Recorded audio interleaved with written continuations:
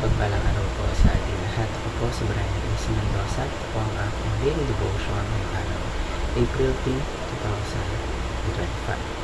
Ngayong araw po ay ating tutuloy ang ating series, which is Seminary Edition. Specifically, ang topic po natin for today is equality in personhood. May kilala ka bang Kristiyanong matapobre? Now, ang ating talata po ay mula sa James chapter 2 verse 1. Sabi po dito, basahin ko po. Favoritism forbidden.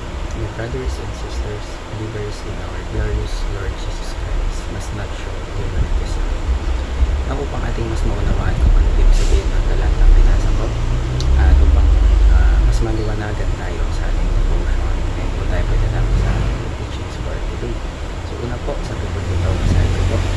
All persons are equally in God's image. So lahat po ng tao, regardless sa kanilang background, sa kanilang status sa buhay, or kahit sa mga kung ano pa man yung abilities nila, they carries the imprint of God's image. So ito po ang ibig sabihin po nito, lahat po tayo is pantay-pantay na ginawa ng Diyos na kaayon sa kanyang imahe. Kalawa po, Christians ought to treat others fairly. So tayo po as followers of Jesus Christ, we are called to act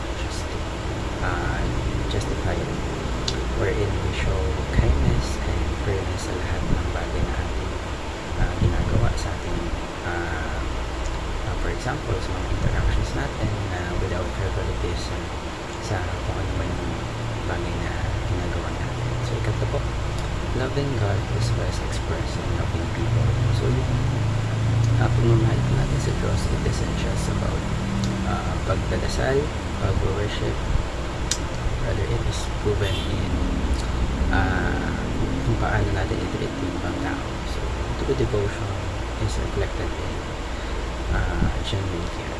So ngayon, tayo po ay dadako sa ating application. So ano po? Care for the uncared for.